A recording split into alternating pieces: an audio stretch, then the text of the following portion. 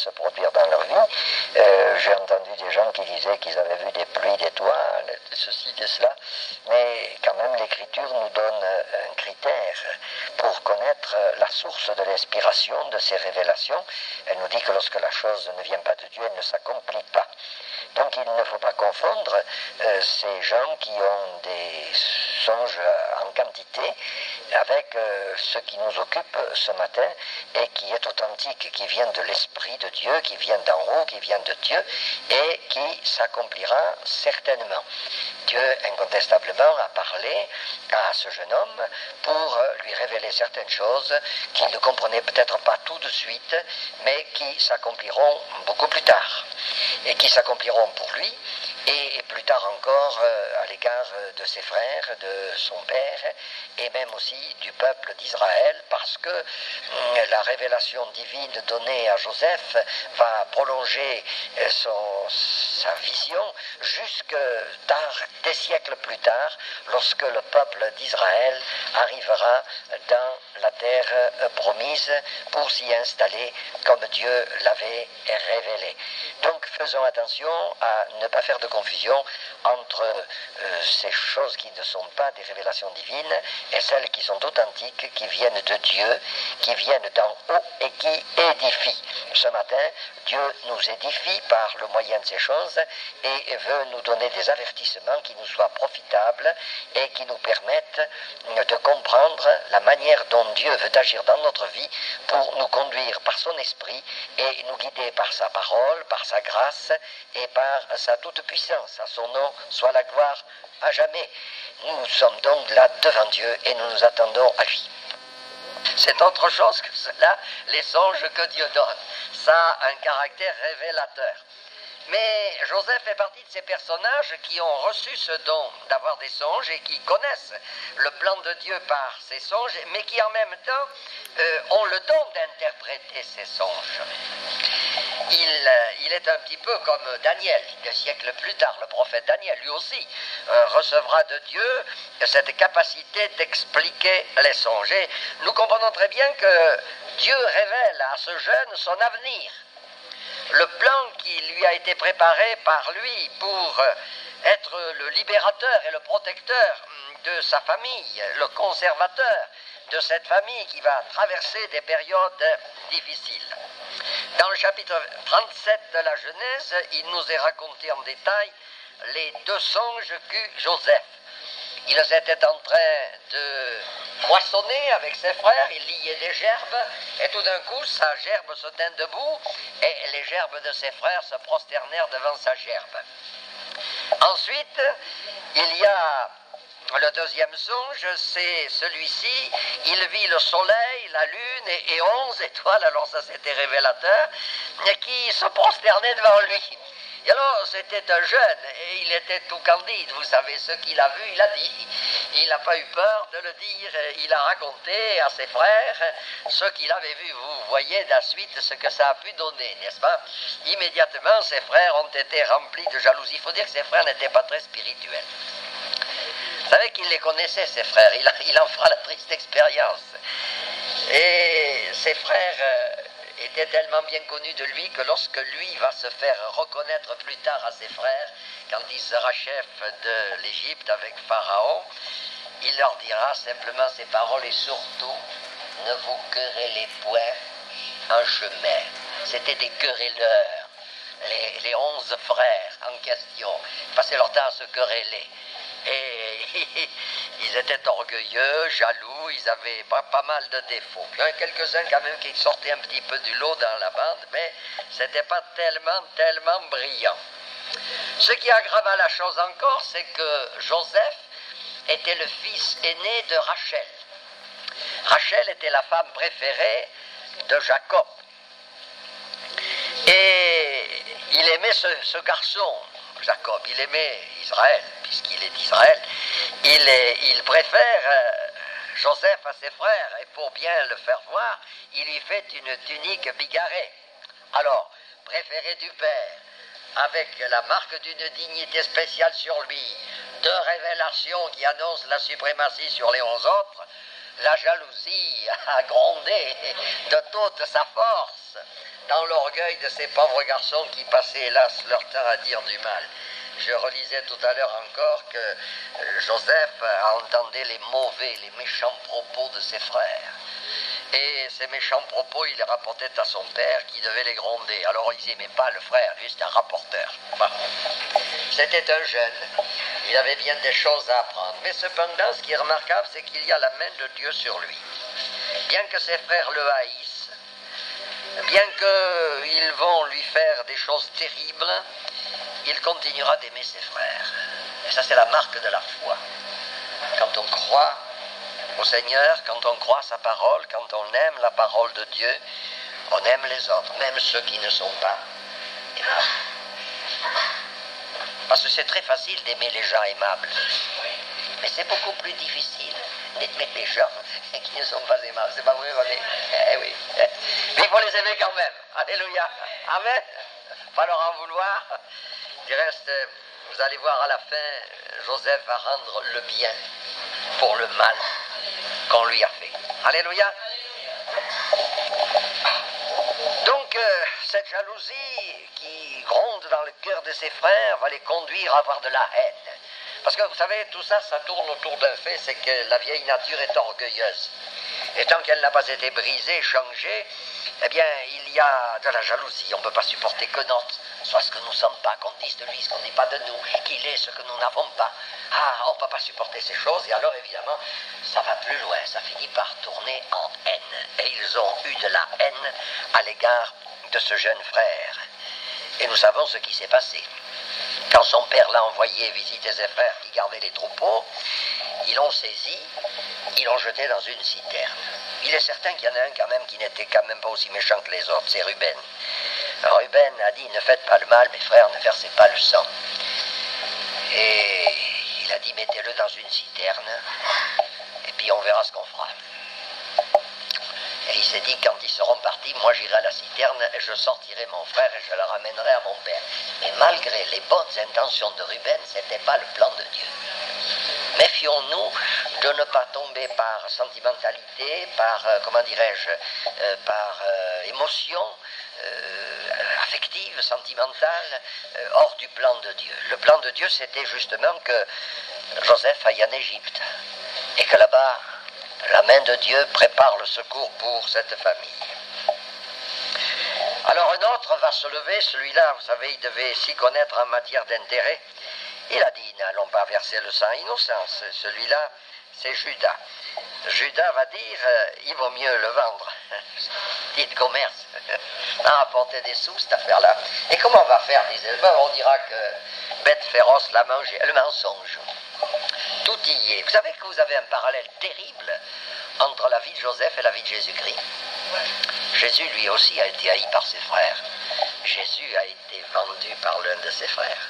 Vous savez qu'ils vendent là Joseph à des Madianites, une caravane de Madianites, des trafiquants qui allaient en Égypte, et ils vont le vendre 20 pièces d'argent, et Jésus sera vendu par Judas 30 pièces d'argent. Il y a des relations assez resserrées parfois entre ces. Pourquoi Joseph est un type de Jésus-Christ. Et alors, ils vont faire, et vous allez voir que la chose s'est reproduite plus tard avec Jésus, ils vont faire un mensonge grossier. Ils vont tremper la tunique de leur frère dans le sang d'une bête qu'ils ont tuée. Et ils vont aller vers le père en disant, regarde, est-ce que c'est bien la tunique de ton fils qui était couverte de sang? Et le pauvre homme va dire, ça y est, une bête féroce l'a mangée.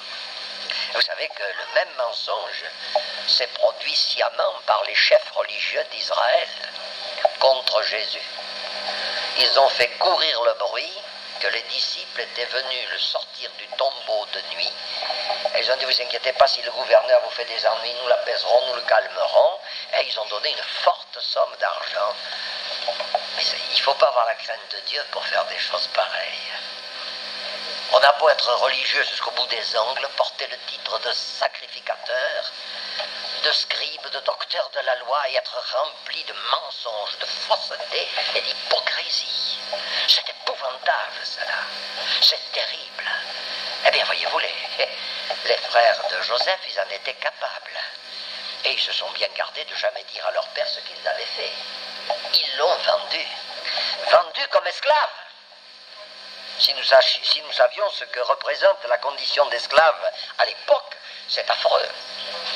L'esclave était la propriété de son maître qui avait le droit de faire sur lui tout ce qu'il voulait. Il pouvait le tuer, il pouvait le torturer, il pouvait le malmener, le maltraiter, il pouvait abuser de lui de toute manière dans le travail et de toute manière. Personne n'avait rien à lui dire. Il était propriétaire de son esclave. C'était plus un homme, c'était un objet. Voyez combien le péché, ça rend méprisant à l'égard du prochain. Voyez comme le péché, ça rend méchant et mauvais. Quand on pense que Dieu dit ceci dans un passage de l'Écriture au sujet de l'attitude des hommes à son égard, et il est question de Jésus, ils m'ont haï sans cause. Sans cause. Pourquoi haïssait-il Jésus? Ils étaient jaloux de lui, c'est exactement comme les frères. Vis-à-vis de Joseph, ils étaient jaloux de lui parce que Dieu était avec lui et parce que des miracles se faisaient, Jésus avait du succès auprès des foules et que ces gens-là, ils n'avaient pas de succès. Ils étaient jaloux. Ça n'a pas changé, vous savez, ça continue aujourd'hui encore. Qu'il y ait un réveil quelque part, les ennemis les plus enragés de l'Église fidèle, ce sont les gens religieux. J'ai trouvé un jour, mon fils m'a appelé, j'ai un de mes fils qui est notaire, il m'a appelé où il était à ce moment-là en Dordogne. Il m'a dit, papa, il y a la bibliothèque d'un homme protestant là, qui est mort, et il y a des livres intéressants, et ça se vend aux enchères, parce que la famille n'est pas intéressée par les trésors spirituels du père. Alors ils les vendent aux enchères. Quand même, il faut être profane pour faire des trucs comme ça. Fort passons. Il m'a dit, écoute papa, il y a la vente aux enchères, viens avec maman, nous irons voir visiter. Il y a d'abord une exposition, et ensuite la vente se fait l'après-midi. Alors si tu viens, si tu trouves quelque chose qui t'intéresse, moi je n'y connais pas assez, mais toi tu vas connaître. Alors nous sommes allés. Et j'ai trouvé toute une collection de livres dans un certain endroit, et j'ai vu que c'était très intéressant. Je connaissais l'auteur de l'un d'entre eux, qui était en 2 volumes, et il parlait de tentatives d'hommes qui avaient voulu essayer de remettre l'Église sur les rails. Et drôlement, dedans il y a Saint Vincent de Paul. Et l'on montre comment la foi de Saint Vincent de Paul a été étouffée par son institution religieuse pour l'empêcher de réveiller l'Église.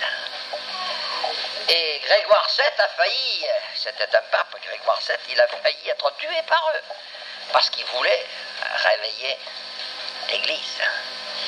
Et etc., etc. Quand j'ai lu certaines choses, j'ai dit à mon fils, je vais te le passer, tu vas le lire, tu vas voir comment ces gens-là ont pu faire. Ce sont les pharisiens modernes.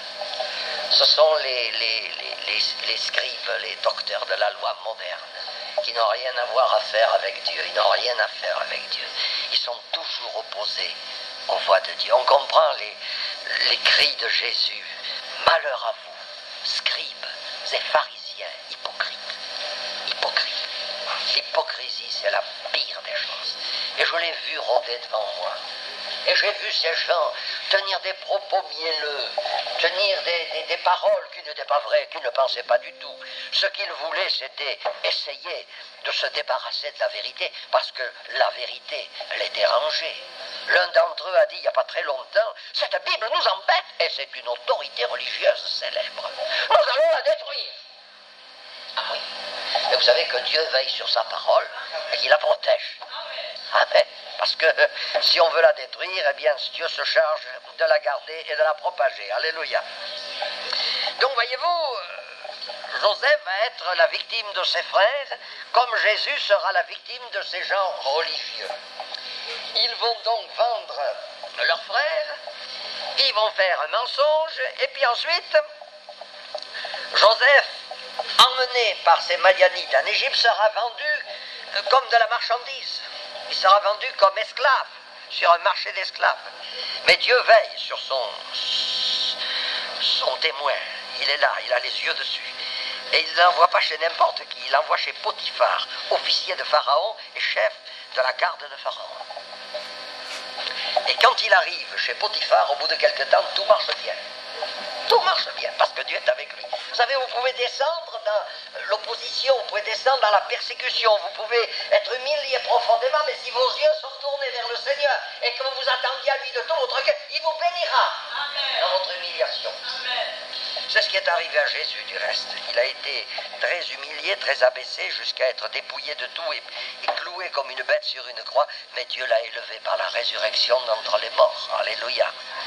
Donc Joseph va être béni dans la maison de Potiphar. Et ça va être tellement formidable que Potiphar va tout lui remettre, va tout lui laisser. Ça sera l'intendant, le chef de la maison, il s'occupera de tout, tout passera par ses mains, et il n'aura plus qu'à se mettre à table pour manger, vous vous rendez compte? Ça marchait si bien avec Joseph. Il s'est rendu compte que Dieu était avec Joseph. Si nous avons cette foi qui nous tient en relation constante avec Dieu, ça se verra. Et l'on saura que Dieu est avec nous. Amen. On doit savoir que Dieu est avec nous. Ça n'a pas besoin de le dire. C'est pas celui qui se recommande lui-même qui est approuvé de Dieu. C'est celui que Dieu recommande par sa bénédiction dans sa vie. Amen. Ne cherchons pas à nous recommander nous-mêmes, mais laissons le soin au Seigneur de le faire. Alléluia. Et il le fera très bien. Seulement, évidemment, il y a un plan de Dieu, il faut que ça continue. L'épreuve n'est pas finie. Il y a la femme de Potiphar. Cette femme de Potiphar, c'était une femme de mœurs légères. C'était une femme adultère.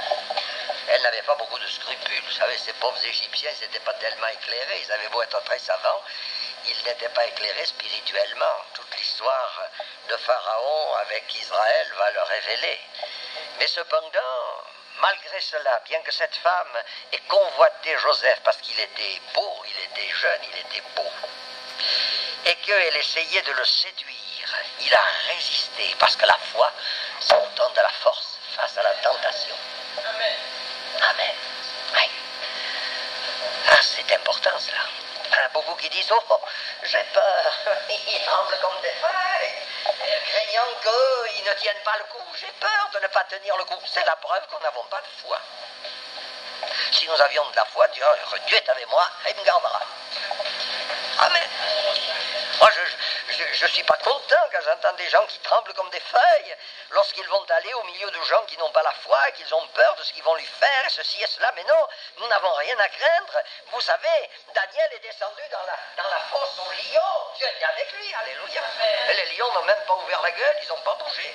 Ils se sont couchés comme des petits chiens autour de lui, et puis tout s'est bien passé. Tout le monde a bien dormi dans la fosse aux lions.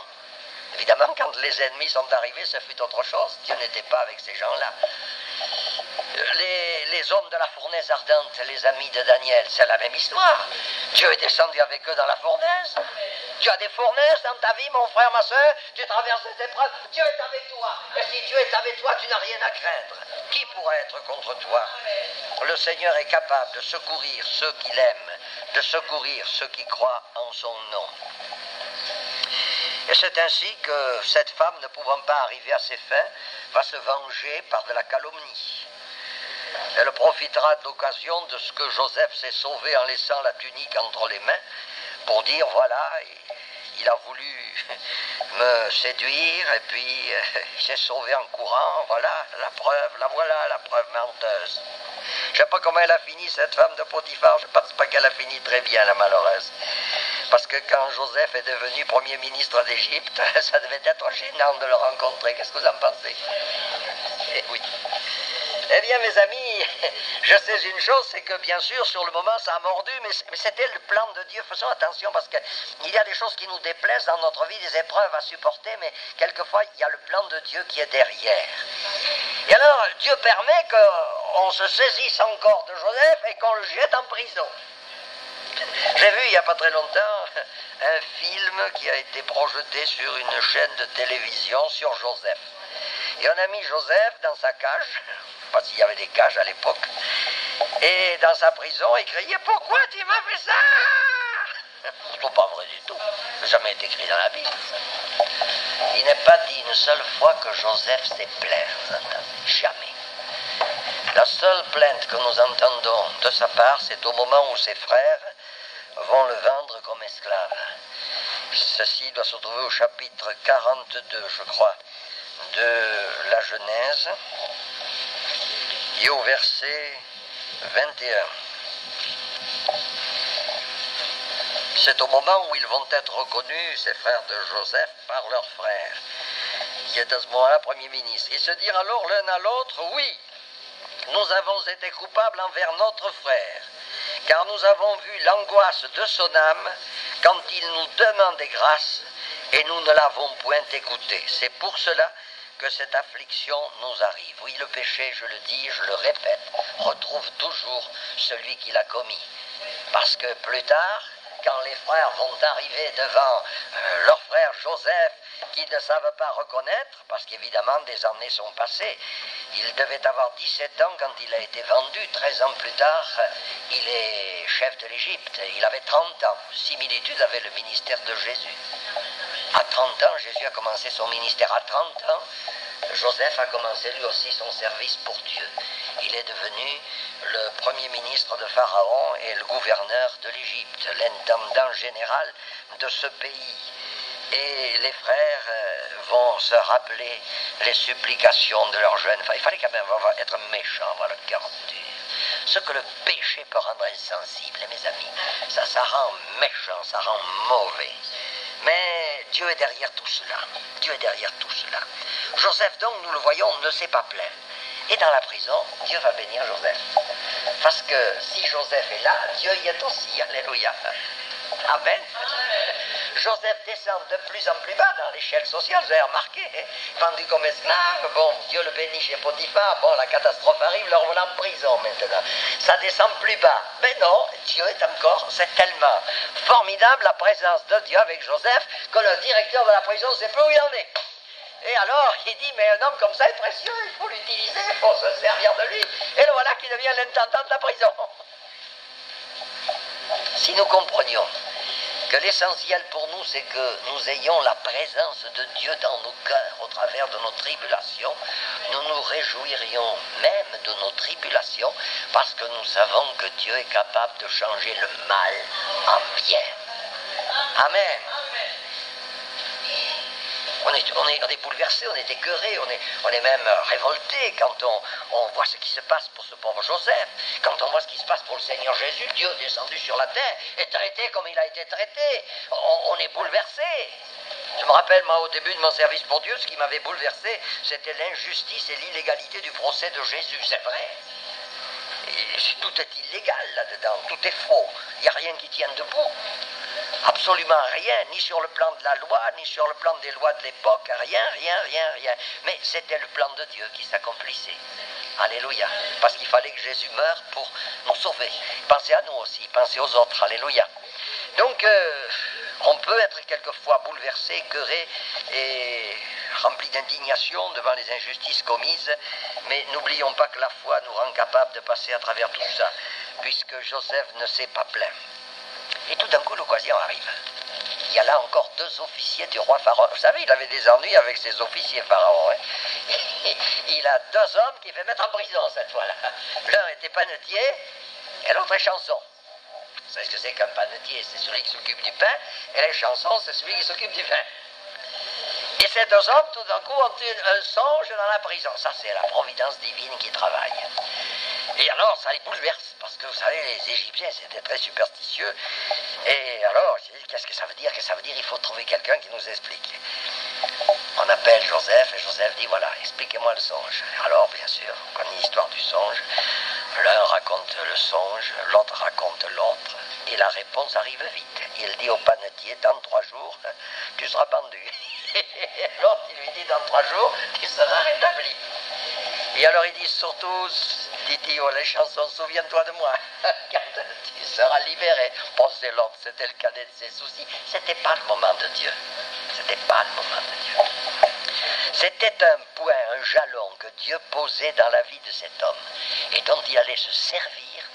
Apparemment, il semble que quand même il n'est pas reconnaissant, cette chanson, puisqu'il n'a plus pensé à Joseph. C'est pas bien ça de ne pas être reconnaissant, mais Dieu se servit encore de ça pour préparer le moment où il allait élever son serviteur dans la dignité suprême qui lui permettrait de sauver l'Égypte et de sauver sa famille.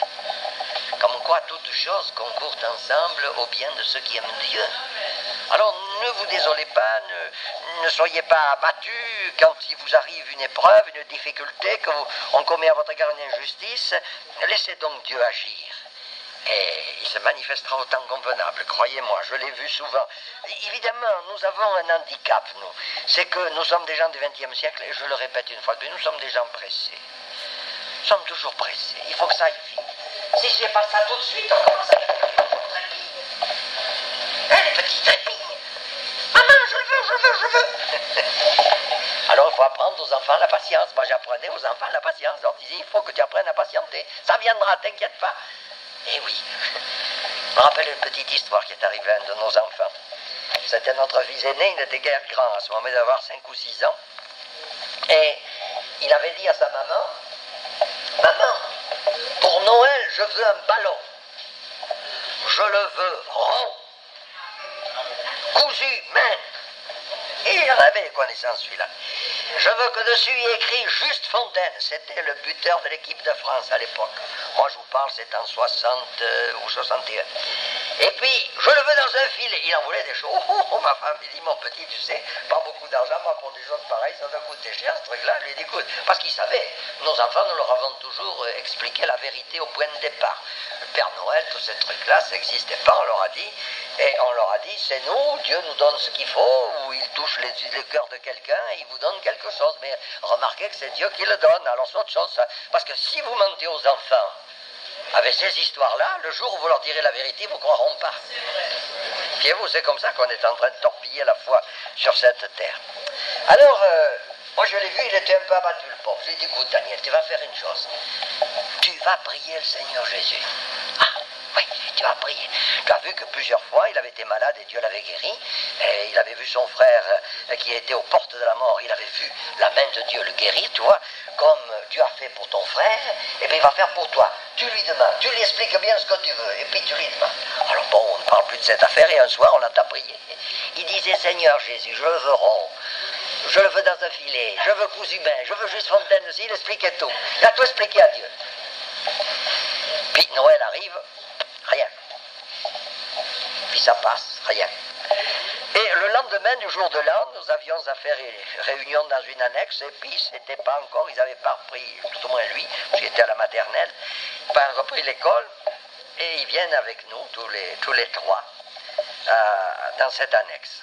Et quand on arrive dans cette annexe, à la fin de la réunion, une sœur nous dit, j'ai maman qui est malade, pourriez pas passer, prier pour elle? Oui, bien sûr. Et puis j'ai besoin de vous voir, j'ai quelque chose à vous donner. Ah bon, très bien. Alors on va visiter la brave grand-mère, on prie pour elle, on a un bon moment avec elle, nos enfants ne bougeaient pas, ils étaient assis, ils écoutaient. Et puis on s'en va, et quand on s'en va, la sœur en question avait une grosse boîte comme ça, elle a bien ficelée, attachée. Elle dit, je n'ai pas pu vous voir dans les fêtes, j'ai préparé ça pour les enfants, vous le leur donnerez de la part du Seigneur. Ah, très bien. Les petits avaient les yeux braqués sur la boîte, mais ils savaient très bien que l'indiscrétion, c'est pas une bonne chose. On leur avait dit, soyez corrects et ne bougez pas. Ils n'ont pas bougé, bien sûr. Quand nous sommes sortis de la ville, dans la voiture, maman, qu'est-ce qu'il y a dans la boîte? La boîte s'est ouverte. Et ma femme voit un gros papier tout rond qui sort de là-dedans. Alors elle ouvre le papier, il sort de là un ballon rond, cousu main, Juste Fontaine écrit dessus, dans un filet. Et elle le sort, et le gamin qui dit, merci Seigneur Jésus. Vous le faites comme ça, votre prière, vous autres avec Dieu. Et oui, Dieu est capable de pouvoir dans les petites choses, comme dans les grandes. Ça c'est un détail, mais il y en a de plus grandes, et que Dieu soit béni. Donc voyez, la foi, c'est s'emparer des promesses de Dieu, et compte sur Dieu en toutes choses, même dans les difficultés. Il faut être patient et attendre le bon moment. Alléluia. Il y a eu la patience qui a joué. Alléluia. Souvent j'explique à mes enfants, soyez patients. Ne trépignez pas d'impatience, parce que l'impatience, c'est pas spirituel. Il faut que vous fassiez confiance au Seigneur. Alors donc, notre panetier va être pendu, notre chanson va être rétablie, on oubliera Joseph, mais cependant, on ne trouve pas de l'amertume dans le cœur de Joseph. Il sait attendre le moment de Dieu. Les gens pieux savent attendre la manifestation de la grâce de Dieu. Ils savent persévérer dans la prière de la foi et s'attendre à Dieu. Ils sont gardés de l'amertume, des plaintes, des murmures et des gémissements par rapport aux injustices apparentes, mais ils ont les yeux fixés sur le Seigneur. Alléluia. C'est alors que arriveront deux autres songes. Les songes de Pharaon, les 7 vaches grasses et les 7 vaches maigres. Les 7 grasses qui mangeront les 7 maigres et elles resteront aussi maigres après avoir mangé les 7 grasses. Et alors, ensuite, le deuxième songe, les épis de blé sur une seule tige, et 7 beaux épis, ça c'est un miracle, parce qu'en général, une tige, il y a un épi. Mais là, il y en avait 7 sur la même tige, ce qui veut dire que c'était un même fait. Et les 7 épis gras, beaux, magnifiques, sont dévorés par 7 épis maigres. Et voilà. Et alors le pauvre pharaon qui se creuse la tête et qui dit « Amenez-moi les magiciens, les enchanteurs, les devins, tout le monde là-bas. » Et oui, personne n'a pu expliquer, parce que les choses de Dieu ne sont pas accessibles aux incrédules et aux idolâtres. Mais les choses de Dieu sont accessibles à ceux qui ont la foi. C'est alors que les chansons se souviennent de l'explication dans la prison. Voilà le lien qui arrive. Dieu a permis toutes ces choses et il va rappeler les choses à Pharaon et dire mais s'il y a un homme en prison, c'est même l'intendant de la prison, tout est bien fait avec lui, on lui fait une confiance en bien, mais il explique les songes. Ramenez-moi cet homme. Alors vite, l'autre va se raser parce qu'il va avoir une barbe assez longue et puis il va se changer de vêtements, il comparait de Pharaon et il donne l'explication. 7 années d'abondance, 7 années de disette. Une grande disette va venir pendant 7 ans sur la terre et va annuler complètement les 7 années d'abondance. Et il dit la solution du problème, la voici. Il faut établir un homme sur l'Égypte qui ait de la sagesse. Et puis avec lui des conseillers, des intendants qui vont s'occuper de gérer tous les biens. Et on va lever un cinquième, c'est-à-dire 20% des récoltes pendant 7 ans. Et on va stocker ces choses. On va prévoir l'avenir. Et puis pendant les 7 années de disette, on utilisera ce que l'on a économisé. Ça, c'est un bon principe, vous savez. C'était le principe des vieux autrefois. Vous avez eu un ministre des Finances excellent il y a quelques années. Il vient de mourir, le pauvre homme, il y a quelques temps. Il était centenaire, je crois qu'il avait 102 ans. C'était M. Pinet. M. Pinet disait que la force de la France, c'était son économie. Les Français étaient des gens économes. Vous connaissez l'histoire du bas de laine, de la lessiveuse? Vous connaissez ça? Eh oui, l'économie. Les vieux étaient économes, ils vivaient chichement, mais ils plaçaient les petites noisettes qu'ils avaient économisées, ils les mettaient de côté. Vous avez vu là, dans la caisse d'épargne, vous avez un écureuil avec ses noisettes. Hein? C'est ça que ça veut dire.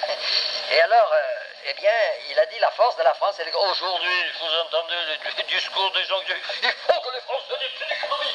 Ils achètent. Il faut que l'économie reparte. Alors, on va détruire les économes, on va tellement faire baisser les revenus qu'ils ne pourront plus économiser.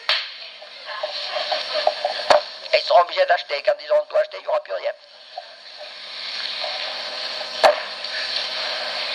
Seigneur, donne de la sagesse à ceux qui nous dirigent, ils en ont bien besoin. Vous ne croyez pas? Eh oui. Mais enfin, bref, la folie est dans ce monde. Toujours est-il que là, il y a de la sagesse qui se manifeste. Et Pharaon est touché, bouleversé. Il dit, qui de nous pourra dire que l'Esprit de Dieu est avec lui comme avec cet homme? Alors il l'établit premier ministre, intendant, gouverneur de l'Égypte. Il lui donne les pleins pouvoirs. Il y a juste que le trône qui le sépare de Pharaon. Et voici que tout ce qui devait être fait sera fait. On va bâtir des greniers, on va remplir avec les récoltes. On prévoit l'avenir pendant 7 ans. On prévoit les 7 années de disette et nous savons ce qui arrive. C'est que la disette est forte quand elle arrive. Et ça commence à secouer les fameux frères, là, les 11 frères. Et puis le père.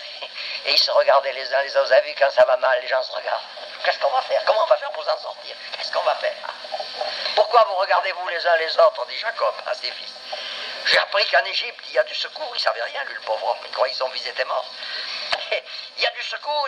Allez-y, rapportez-nous des affaires. Du blé, on ne mourra point. Et nous savons ce qui arrive. Seulement, ces pauvres frères, ils n'étaient pas très dégourdis. Les années avaient passé. Il avait 13 ans de plus, il avait 30 ans. Ils ne l'ont pas reconnu. Et même un peu plus de 30 ans, ils ne l'ont pas reconnu. Mais lui, il les a reconnus.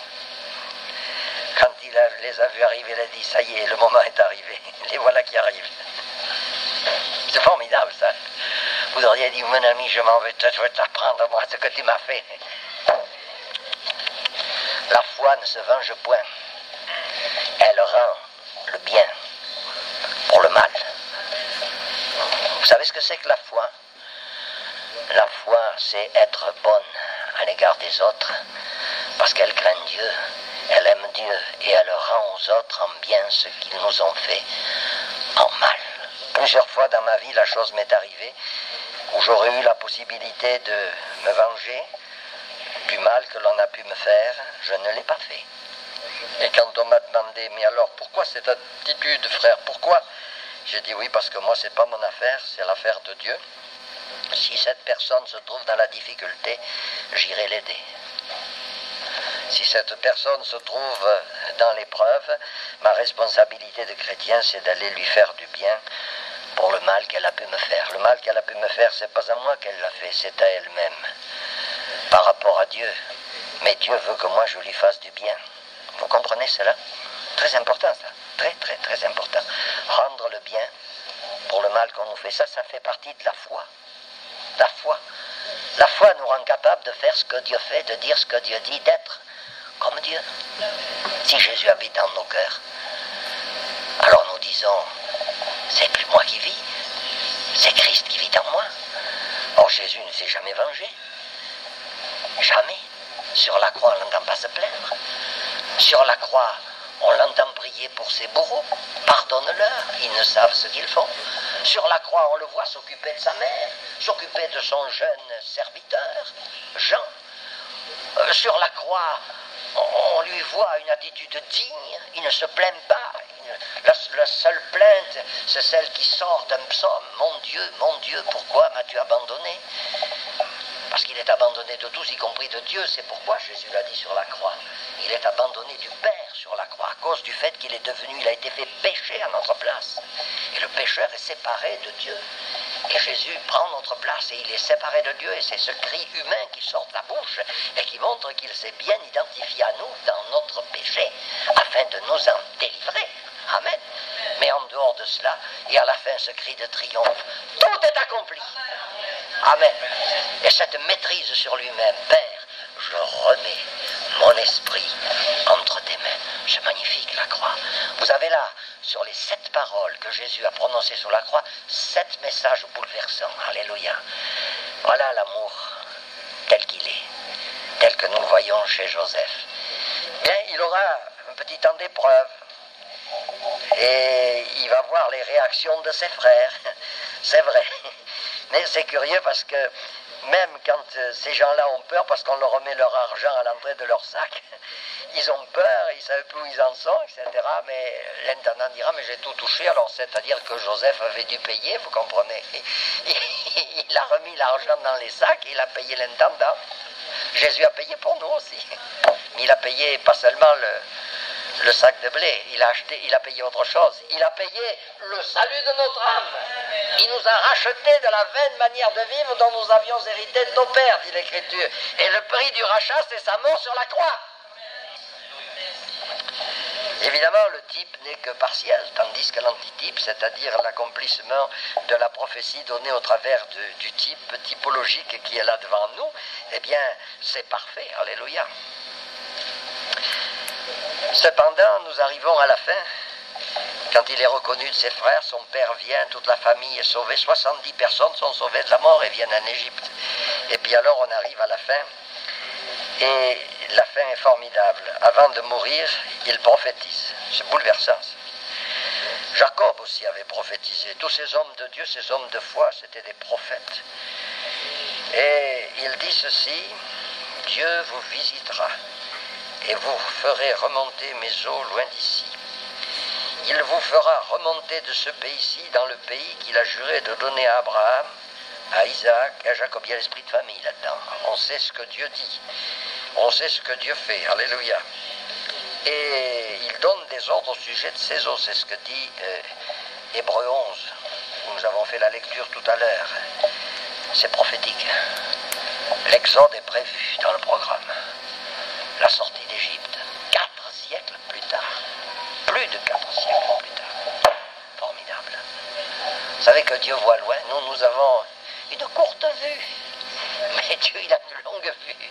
Il voit toute l'histoire de l'éternité. Alléluia. Il voit l'avenir. Mon avenir est dans tes mains, disait un homme. Et c'est vrai, il avait raison. Tout notre avenir, mais il est capable de nous le révéler. Je vais vous donner, je vous l'ai cité plusieurs fois ce texte. Je vais vous le donner, c'est dans Amos chapitre 3 et verset 7e. Car sur sa parole, elle s'accomplira, que Dieu soit béni. Dieu révèle les choses cachées. 2 Timothée 3, 1, 5. 2 Timothée 3, 1, 5. Alors ça, c'est quelque chose que nous voyons actuellement, que vous allez lire. C'est l'apôtre Paul, fin de notre 20e siècle. Voilà ce qui est devenu notre humanité. Et le Saint-Esprit l'a révélé à Paul 19 siècles avant aujourd'hui. Plus de 19 siècles. Formidable. Alléluia. Quand je pense que les gens dépensent des sommes fabuleuses pour se faire dire la bonne aventure, pour aller chez les médiums, les tireuses de cartes, les devins. Ah. Moi je connais bien ça parce qu'avant ma conversion, je le faisais aussi. Bien qu'étant protestant et ayant la Bible, je ne vais pas la lire comme il faut probablement. Il y avait une espèce de voile sur mes yeux quand je lisais certains textes, ils ne comprenaient rien. Mais quand j'ai été éclairé par Jésus, ça a été vite réglé, je vous garantis, ça a été vite fait. Tout ce qu'il y avait de cela chez moi, je l'ai brûlé immédiatement en lisant le texte de la Bible. J'ai fait ce qu'ont fait les gens à Éphèse, chapitre 19 des Actes, ils brûlaient tous ces livres-là. Et je l'ai fait, et quand ma mère est venue me demander pourquoi tu brûles ça, je lui ai dit, je mets de l'ordre dans la maison. Je ne veux plus rien avoir à faire avec ces gens-là. Quand je pense les sommes fabuleuses qui sont dépensées pour se faire dire la bonne aventure, madame veut savoir si monsieur la trompe pas. Monsieur veut savoir si madame ne la trompe pas. On veut savoir l'avenir, qu'est-ce qui va arriver à celui-ci, à celui-là, qu'est-ce qu'on va faire, qu'est-ce ceci, à cela. Mais lisez dans la Bible, mes amis, l'avenir est dedans. Mais lisez dans la Bible, lisez la parole de Dieu, consultez le livre saint, la foi consulte Dieu. Vous n'avez pas remarqué un homme de foi qui s'appelait David? Le succès de David se trouve dans cette parole. David consulta l'Éternel. Mais consultez Dieu d'abord. Je vous ai fait une petite illustration hier en vous disant qu'il y avait des choses importantes dans la vie pour lesquelles il fallait consulter Dieu. Moi j'avais consulté Dieu lorsque il m'a appelé à son service et qu'il m'a montré que je ne partirais pas seul pour le servir, mais que j'aurais une épouse avec moi. Il m'a montré laquelle. Et alors après, j'ai bien demandé des précisions à Dieu pour ne pas me tromper. 43 ans plus tard, je peux vous dire que je suis bien content de vous dire que je ne me suis pas trompé. Parce que Dieu ne trompe personne. Consultez Dieu, donc. Jeunes gens, jeunes filles qui avaient des problèmes d'avenir, consultez Dieu. Ne vous lancez pas dans des aventures sans le secours de Dieu. Parce que si nous consultons Dieu, il nous parlera toujours. Et surtout quand il nous parle, ce qu'il nous dit, faisons-le. Amen. Alléluia. Je peux vous dire qu'il y a des choses qui sont importantes dans notre vie. Eh bien, chaque fois qu'il y a eu des luttes, des combats, des batailles, David a dit, que vous dites que je fasse, Seigneur?